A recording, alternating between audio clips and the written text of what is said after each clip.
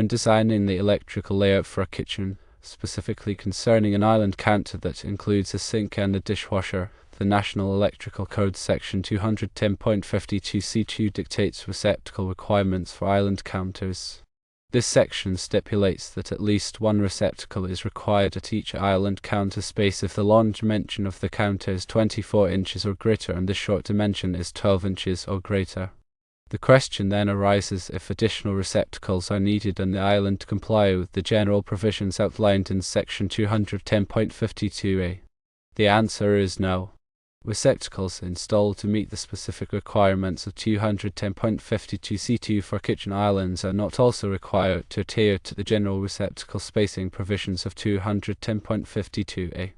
Therefore, if you meet the island receptacle requirement according to 210.52C2, you don't have to add more receptacles to the island to also satisfy the general provisions for spacing receptacles found in 210.52A.